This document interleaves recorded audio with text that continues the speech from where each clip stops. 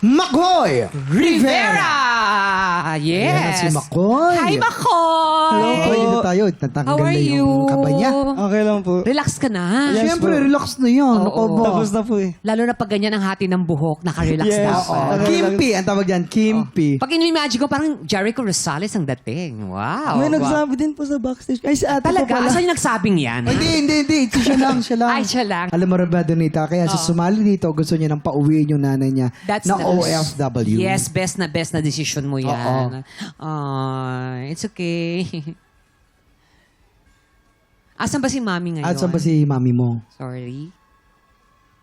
Nasa Hong Kong po. Okay. Hello po. Batiin mo. Batiin mo, mami mo. Baka yun. nanonood siya dun.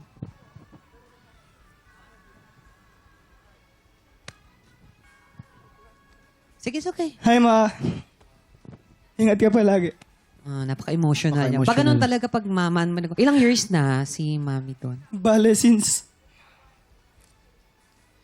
grade 1 po. Grade 1. Hindi pa siya umuwi until Umuwi now. naman po, pero mas karamihan po nandun po siya. Every graduation. Never ko po nat... It's okay. It's okay naman yun. It's okay. Saka, maganda no na matured ka na at naunawaan mo kung ano yung ginagawa ng mama mo Yes. na trabaho. Ngayon naman, tingnan natin kung matured na yung inampalan para sa comments nila. Naiyak sila, oh. Hi, Makoy. Hello po. Okay lang yan, yung iyong emotion mo. Maganda yun na, ako para sa akin, nakita ko yung emotion mo, yung pinagdadaanan mo dito sa kantang tong, yung emotion mo nandun. Tamang-tama lang. Yung boses mo dun sa verse na part, may pagkapaos yung style.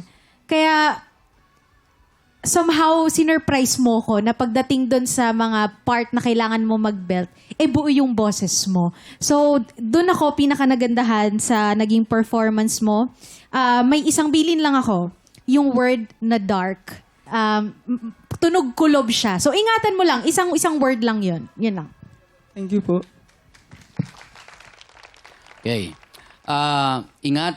Ingatan mo yung low notes. Mas bigyan mo ng chest.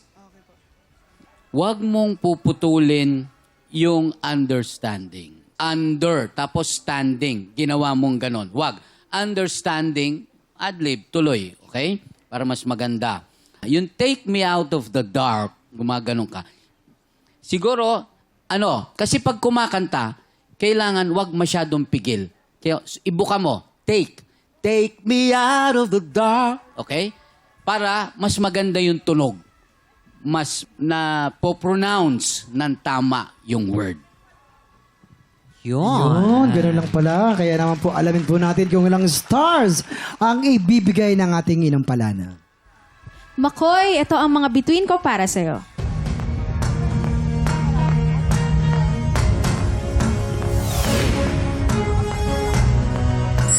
Three stars. Makoy, eto naman ang aking mga stars for you.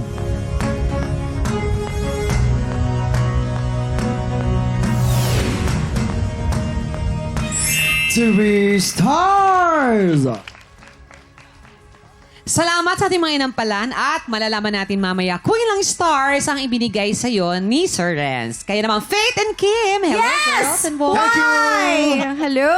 Maraming salamat, guys. Oo, samantala mga tiktropa, gusto mo bang i-represent ang trabaho o industriya mo? Tara na't mag-audition ka na. Kung ikaw ay 18 to 50 years old at palaban sa kantahan, sugod na sa ating weekly auditions. Para sa kumpletong detalye, i-follow lang ang official Facebook page ng TikTok Clock. Go mga tiktropa! Mag-audition na! Sino kaya ang makakakuha ng mas maraming bituin at lalaban sa kampiyon na si Junix Albaran? Malalaman natin yan sa pagbabalik ng tanghal ng kampiyon dito lang sa TikTok Clock!